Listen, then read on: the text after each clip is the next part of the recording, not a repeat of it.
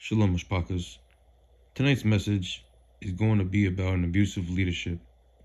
Scriptures condemn abusive leadership as sin, emphasizing that leaders must serve with humility, care for the vulnerable, and avoid tyrannizing power over others. Key passages like Ezekiel 34, 1-10 talks about shepherds feeding themselves. Matthew 20, 25-28 talks about having a servant leadership.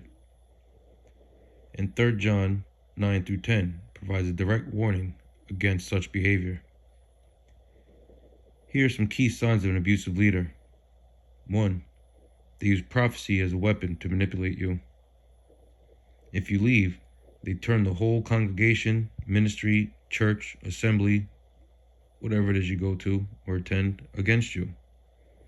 They guilt trip you for missing service or an event. They treat the congregation like their property by having the "my sheep, my flock" mindset. They demand blind obedience and then try to call it loyalty. They preach against every ministry except their own. They encourage leadership to submit to their authority without question. They leverage their position for personal gain. They put themselves above accountability. They give you leadership roles just to keep you from leaving. They say you'll be cursed or get sick if you walk away. They belittle you publicly or privately. They convince you or try to convince you that they're always right and you're always wrong, no matter what. You feel more fear around them than faith. They teach honor in a way that only benefits them. They manipulate scripture to control you. They isolate your spiritual gifts, discouraging you from seeing your own Yah-given gifts outside their permission. Any minister who can equip you beyond their level will often discourage you from being around those who could teach you more. Now, some key scriptures include Ezekiel 34, 1-10, a direct condemnation of leaders who take care of themselves rather than the flock, feeding on them instead of feeding them. Matthew 20, 25-28, Yahusha explicitly commands leaders not to tyrannizing others, like worldly rulers, but to be servants. 3 John 9-10 describes a leader who loves to be first, speaks wicked nonsense, and abuses authority.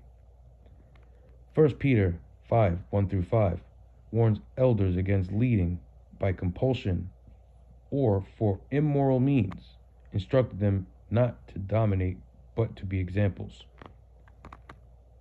Jeremiah 23, 1-2 pronounces woe on leaders who destroy and scatter the sheep.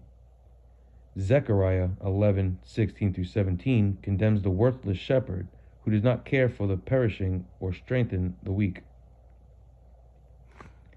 Characteristics of bad leadership: self-ambition, prioritizing personal gain over the well-being of the followers, as seen in 3 John 9-10. Ignoring the vulnerable, failing to protect or care for those in need. We have the example here in Ezekiel 34. Arrogance and harshness, using a haughty look and arrogant heart, seen in Psalms 101, verse 5. A tyrannizing power, controlling and abusing authority, as seen in Matthew 20, 25-28. Now, scriptures on Yahuwah's response. Psalms 101, verse 5. Yahuwah will not endure and will destroy those who slander secretly and are haughty. Ezekiel 34:10. Yahuwah declares, I am against the shepherds and will hold them accountable for my flock. Proverbs 28:2. A land with bad leadership has many troubles.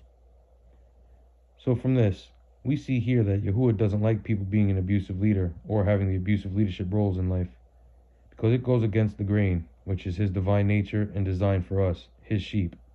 Thanks for listening, family. I hope this helped. Shalom.